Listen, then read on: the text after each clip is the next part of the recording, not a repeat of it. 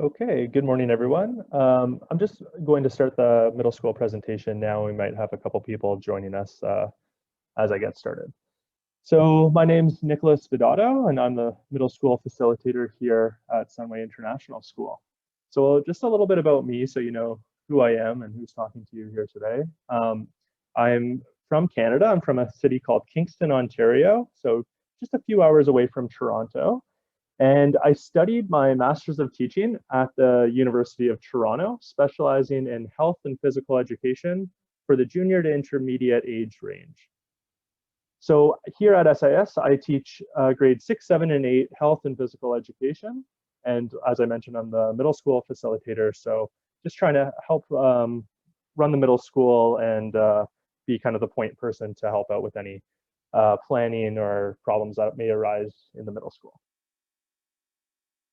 So when I'm not busy teaching, I'm involved in coaching and extracurricular activities. So in the past, I've run international sports trips. We run the middle school intramural sports league, which is an excellent opportunity to allow all students to be active. I help to run the middle school student council, which is composed of about 6 to 8 students every year from the middle school that help to put on events and run special projects throughout the middle school. It's a good way for the students to have their voice heard and to get to try out organizing special events throughout the semesters. And then I also run other sports clubs like the middle school basketball club and then coaching kind of the more competitive teams as well. So I'm very involved and very busy in the middle school. So the middle school subjects, there's 8 subjects that all students take. So English language arts, which is focused on oral communication skills, writing, reading, and media literacy. Mathematics, social studies, which in grade 7 is more general, and then in grade 6 is more general, and then in grade 7 and 8 it's divided up into history units and geography units. Science and technology, the arts, which is composed of music, drama, and visual arts. Health and physical education, which is what I teach. French class, and local students take Bahasa Malaysia class as well. In our schedule, it's pretty unique, and I'll show you what a typical middle school schedule looks like in a second. We actually have some additional blocks. On Friday mornings, all middle school students participate in what we call an advisory literacy program, which is focused specifically on engaging students to develop their reading and writing skills. So this isn't something that they do that gets them a mark or gets them kind of grades. It's something that's supposed to be more engaging and give them more autonomy and choice in the types of things that they're working on, the types of special projects that they're working on. And students always really seem to enjoy it, which is excellent. And then we also have our team building blocks. This is twice a week. And students do these blocks with their core teachers, and sometimes the Rotary subject teachers also get involved. And this is a way of building community in the classroom.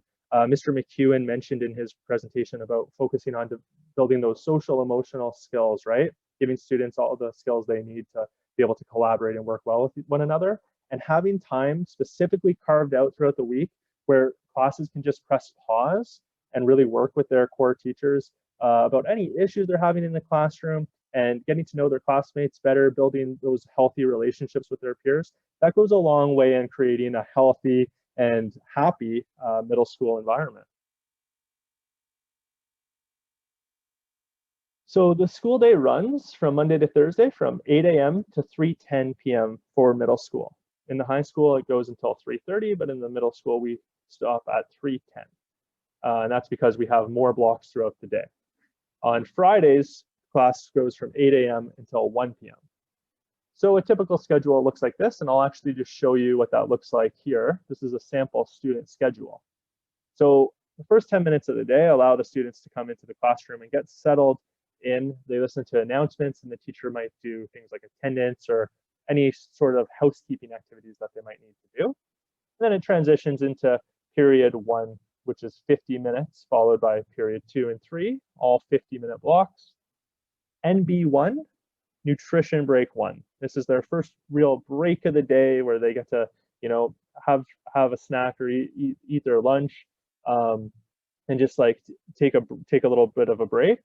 And then period 4 and 5, also 50 minutes, nutrition break 2, which is a little bit shorter, half an hour, and then the last 2 periods of the day. So breaking up the day like this instead of just giving them one big lunch period in the middle of the day is really helpful to allow the students to move, to be active, to see their friends, and to just kind of take that reset that they need to be able to focus and be productive in class. So during these nutrition breaks, the students are free to enjoy their lunch on the middle school floor, in the cafeteria, in their classrooms, but we also provide opportunities for the students to be active, right? We don't want them sitting there looking at a computer all day. So we do things like we allow the students to go to the multi-purpose hall during the first nutrition break of the day, and they can play organized sports with their friends, or that's a time typically before the COVID-19 pandemic, when I would be running something like the intramural league, which I mentioned, which is just a friendly, inclusive kind of mixed sports league, which they can make teams with their friends, or anyone can join a team, and then they can play sports at the first break of the day, which is something that the students really enjoy, and I think they really need it. So this is just a sample of the schedule, and then, like I've mentioned, there's 2 blocks throughout the week called the team building blocks.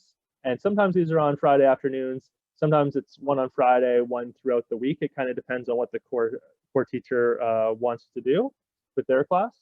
And this is that time that I was talking about, where the students get to kind of bond more with their classmates. It's like that time to just pause and reset and really get to know your classmates and work out any problems or do a fun project together. Really building that healthy community that we know students that age need in order to thrive.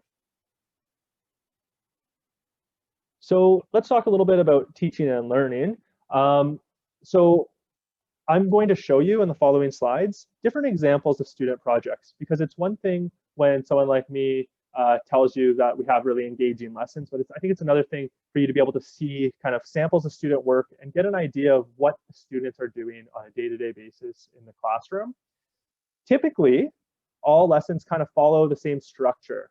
We have kind of a minds on, where the teacher will engage the student to start thinking critically about the big idea, tapping into their prior knowledge. What do they already know about this subject? So that way the teacher can then meet them on their level and say, okay, this is what my students already know. Here's where we're going to go from here with this. And that also helps to kind of help bridge any gaps in the learning. So we have that minds on, we get the students interested, we pull them in, we get them engaged. And then we tend to do some sort of hands-on activity. We don't want the students just to be sitting there in their desk listening to a teacher talk. That's not good practice, and that's not the way students like to learn. We know that students that are not engaged in what the teacher's talking about are not going to be as motivated to learn about it. So then we do some sort of hands-on activity, and it could be structured around something the student is interested in with the topic, or leading the students towards kind of the final assessment at the end of the unit. At the end of each lesson, we consolidate their learning, and we talk with them about, well, what did we learn today? What in this unit, in this lesson, where are we going to go from here? So it's all about kind of structuring the learning in a way that's going to engage the student, get them involved in their own learning, asking questions, and then kind of putting it all together at the end of the lesson to see, oh, like this is what I've learned today, right? Now, when we talk about what this presentation is about, setting students up for success, a big part of what we focus on in the middle school are called the learning skills. And this is actually something that is on the report card, and I'll show you a sample report card momentarily. So yes, on the report card, there are averages that the student earns in each of the subjects, but equally as important are assessments, is reporting on these learning skills. So the students get a level either excellent, good, satisfactory, or needs improvement on how they are progressing in each of these areas. Now we know that a student's learning skills directly corresponds to how they are going to do in the classroom. It's very rare that a student is doing excellent in all the learning skills and then doesn't also have equally as impressive marks, and vice versa. And then also I'll mention that our program Unlike the high school that is 70% coursework, 30% final exams, or other types of curriculum that kind of put a lot of emphasis on the final exams, we provide ongoing assessment opportunities in the middle school by having 100% coursework assessments for every subject in the middle school. So they don't have to study and just cram for one big exam at the end of the semester. There's constantly opportunities for the students to demonstrate their learning. So when I talk about ongoing assessment opportunities, it could be the more traditional things like quizzes or tests, but we also provide opportunities for students to show us what they've learned, to show us what they know about a certain subject or unit in other ways. So it could be through having a conversation with the teacher that is assessed. It could be by doing a presentation about something that they've been working on, or it could be the more traditional project-based approach where they've done some sort of quiz or test, like I mentioned. Okay, so let's look at some of these examples of what this all looks like in the middle school. So an example in math in grade 6, instead of just doing a math quiz to show us what they've learned, the students might do this assignment where they have to actually come up with the test themselves. So instead of being handed a test and being told, okay, answer the questions, they have to demonstrate their learning by making the test, along with the answer key to show the correct answers as well. So if a student can teach someone else what they've been learning about, they know that material. They are demonstrating their learning. Another example of a more creative math project would be this Minecraft self-portrait assignment. So talking about meeting students on their level, engaging students in topics that they're interested in. In this type of assignment, it had to do with percentages, fractions, and decimals, and they had to create a somewhat self-reflective portrait of what they look like, but they had to, along with this, give us a report as to how many of the squares were colored in blue, and what percent of them were colored in blue, what fraction of them were colored in blue, and what decimal of them were colored in blue, or in each of the different colors. And this might not be the final assessment in the unit, but it's one way for them to demonstrate their learning along the way. In social studies, they were doing things like virtual field trips to Canadian museums, and then making connections to local identity and heritage here in Malaysia as well. In science class, one of the big projects that we do every year that students get really into is our science fair. And I can actually put a link to the science fair website from last year in our chat, and you can check out some of those projects as well as we go on with this presentation. So I'll just put that link here, and you can look at some of these projects because they're really impressive. This is an opportunity for students to demonstrate their understanding of the scientific method, but also tie it into those big ideas that we talk about in our curriculum to do with things like sustainability and literacy more generally, right? So because we were online last year, the science fair was done virtually through a website. And I recommend checking it out and seeing the type of work that they come up with, because it is very impressive, and it really paints a good picture as to the types of projects students work on in the middle school. In a class like English language arts, often we just call it language arts, the students did a just relaxed comedy writing assignment. So they had to write a piece of comedy, and then they had to perform it by making a video for us. We actually had professional comedians join us for an online Zoom workshop, and the students got to learn how professional comedians write comedy. So you think about engaging students in literacy. For a lot of students that typically are not as interested in writing, they were really pulled into this assignment, and the results were spectacular and hilarious, which is good for this assignment.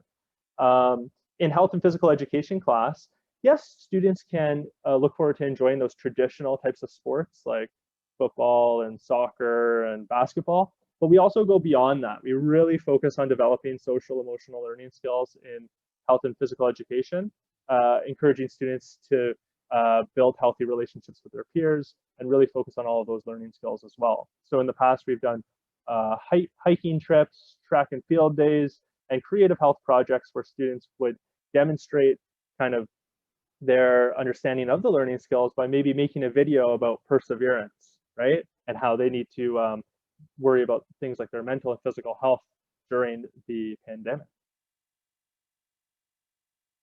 Okay, so just to quickly mention, in the middle school, we do focus on developing healthy and active students. We know that students that build this understanding of the need to take care of themselves will do better later on in life as they progress through high school as well. So students that recognize, oh, I'm studying for a test or working really hard on a lot of projects, but it's okay to take that 10-minute break to stretch my legs, to be active, because I know if I take that break, I will be more productive and my work will be better. So we focus on building these healthy habits in our students by providing them with opportunities for daily physical activity. So being active with their teachers, taking like a 10-minute break to do some sort of fun game during class is a way to help them to focus and to concentrate and to be kids. Something that I really appreciate about our schedule is that we have health and physical education class 3 different days of the week. So students are moving a lot throughout the week, which is really good for them. Exposure to a wide variety of games and activities. So yes, like I mentioned, they do those traditional types of things, but then they also learn, they get exposed to a wide variety of different ways to be active. So things like I mentioned, like hiking, for example, and helping them to discover what they're passionate about so that they can go and explore these more on their own time as well. So lots of opportunities for students to develop those healthy habits that they need to be confident later on in life as well. So when we talk about parental engagement, where all of you really come in, we have lots of opportunities throughout the school year for parents to communicate with teachers, and we really encourage that type of parental engagement because we know that that connection between home and school and the students are so important. So different ways that comes to life is through our Meet the Teacher nights, where at the start of each semester, we have an opportunity just to introduce ourselves and to kind of meet and get to know who's in the classroom with your son or daughter all day. We do parent-teacher interviews after our report cards, which is an excellent opportunity to discuss what you see on the report card, right? And to answer any questions you might have about that, to make a plan to improve as we move forward throughout the semester. We do reporting 4 times throughout the year. So at the start of each semester, after I believe like about 2 months, we have our progress reports.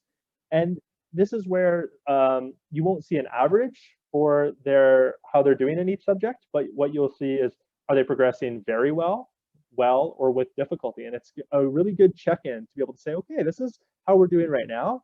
What do we need to do to move forward from here? What do we need to do to improve from here? It's also a good way to celebrate success with the students. Say, hey, you are doing awesome. We need you to keep doing what you're doing. At these parent-teacher interviews, we always encourage that the parents and the students are there with the teacher so that we can all communicate openly together in person or online, I guess. We have our monthly class update emails from core teachers. So about once a month, parents can look forward to getting an email from their core teachers with a bit of an overview about what's been going on in each of the different subjects. That's an excellent opportunity just to have those open lines of communication, to check in about how a student may have done on a project or a test, and to answer any questions you might have about what they're learning about.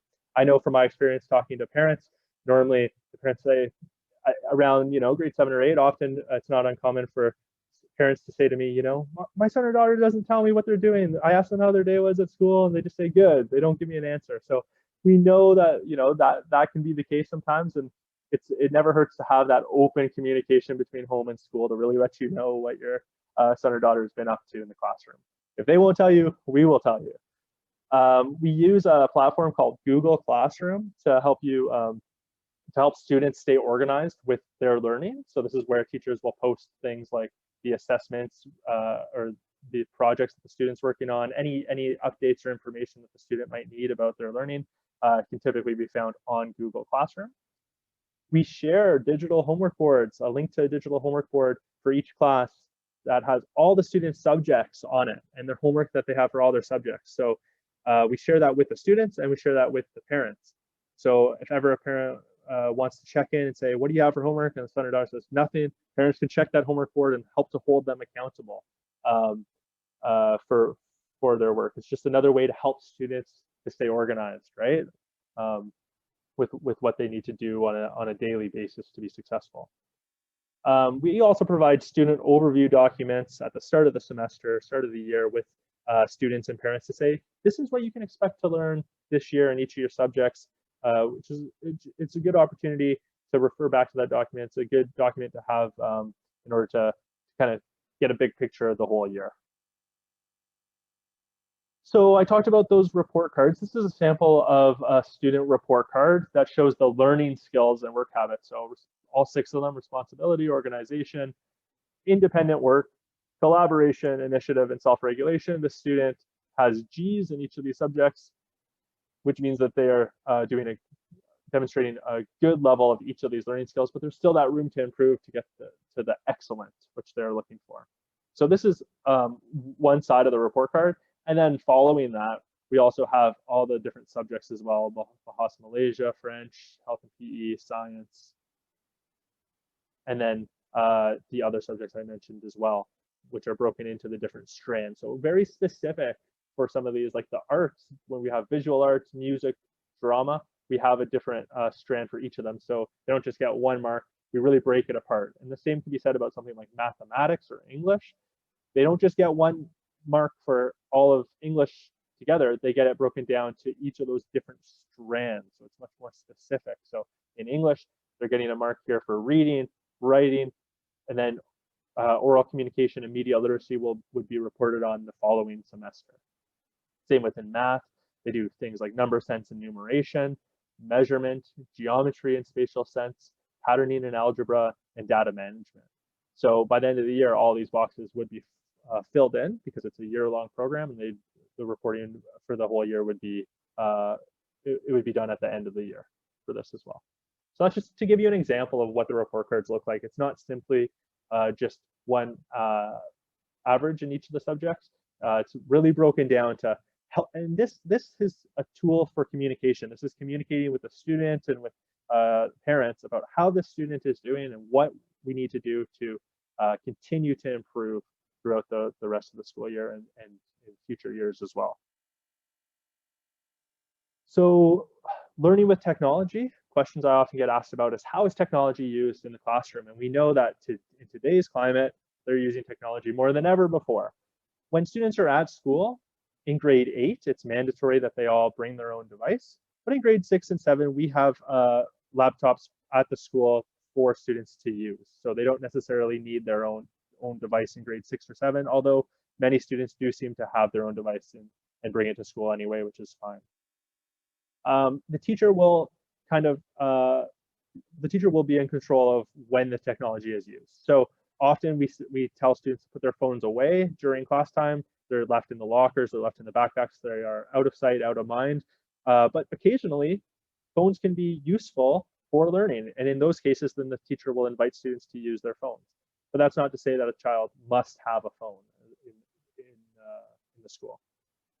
We are very sensitive to the increasing amount of screen time. Students are either learning online for school and then using their free time to play video games or watch, things on their computers. And we know that that's not healthy. That's not helpful for their healthy development. So we do provide a lot of incentives, a lot of opportunities for students to get active and get moving and be social away from their devices throughout the day. Yeah, that's all I'll say about that. But if you have any more questions, definitely let me know. And which brings us to our question period. So if anyone has any questions about anything I said, I know I kind of went through that maybe a bit quickly, but I figured, it's better to get to the question and answer part anyway. So thank you.